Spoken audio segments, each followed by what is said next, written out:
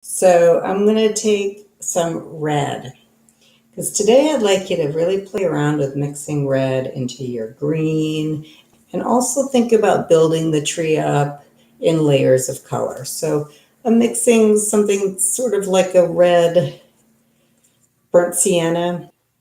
And I like to use a flat brush like that I can pivot in my hand to go from a thick stroke, you can see this, a thick stroke, and then twist it to make a thinner stroke. If you can just practice doing that with your brush, that is such a good skill to apply to your paintings. It can really add a nice buoyancy to your painting. I mean, I think that's part of like the fun of painting a tree is getting those like different line variations in the branches of the tree.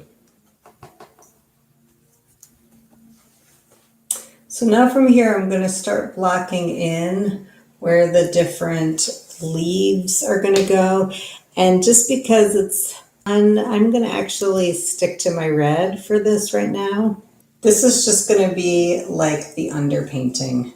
I'll add the green on top of it. Green and red are complementary colors, and we've been learning about complementary colors and how they neutralize each other. So when you mix red into your green, it will make a very bright green a little more olive, a little more neutral green. And when I paint a tree also, like I'm trying to just capture the feeling of the tree. I'm not necessarily concerned with getting an exact representation of it. So now I'm starting to mix some blue and red into my brown. So it's a little bit darker now.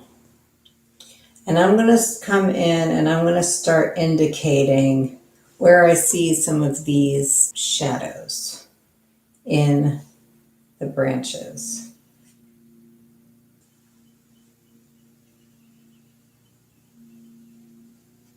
I'm also starting to indicate some of the shadows in the tree. Okay, now I'm going to mix my green up. So I'm taking some yellow, teeny tiny bit of phthalo blue. You can see it right there. I'm mixing it up right there.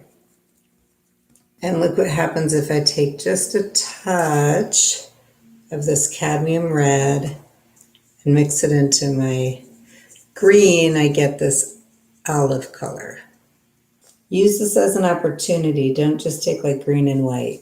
Try getting different greens. Okay, so I'm going to come in here now and start to paint in some of the tree, like the actual like bundle of leaves.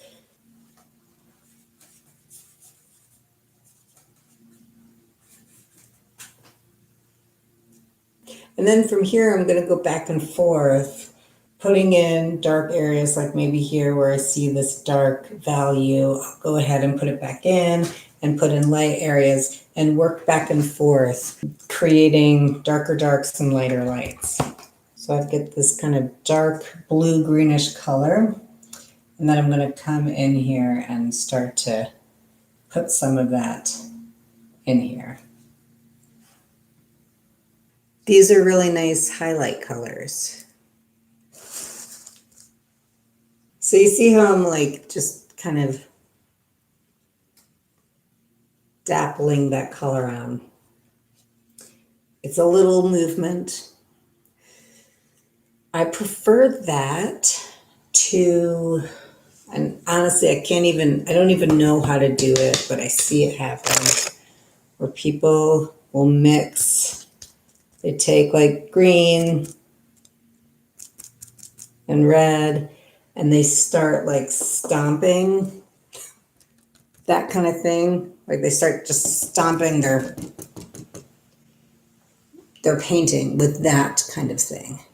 And I understand why people enjoy doing it, and there is like some neat texture in it.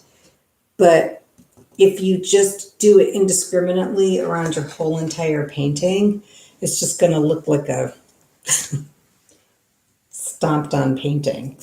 Like there might be moments where that kind of a mark can work, but it just looks, to me when I see it, it looks really like forced. I don't know how to describe it. It just doesn't look like a painting that's come with ease and knowledge. It looks like a painting that someone like forced because they saw it someone else. It's like the first technique you learn is this. And I just want to take us beyond that.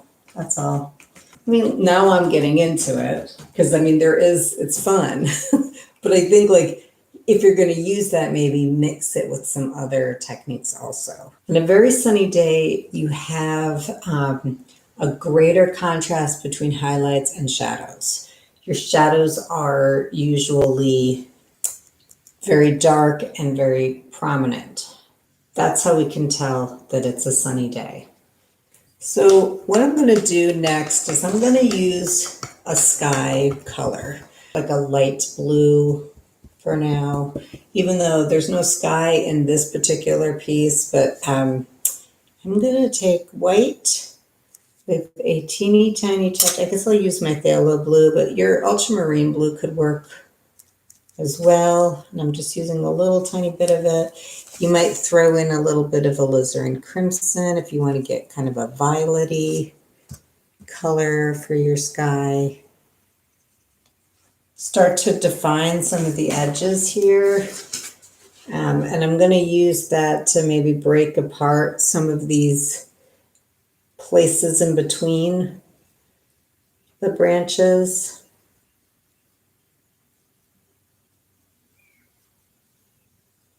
And even like, maybe you see light coming through in some of the larger areas of the branches. And I'm also going around the whole painting, cleaning up some edges maybe. Like I said, you could paint the background first and put your tree on top of it. But even then, you have permission to go back now and, rework some of the sky if you need to.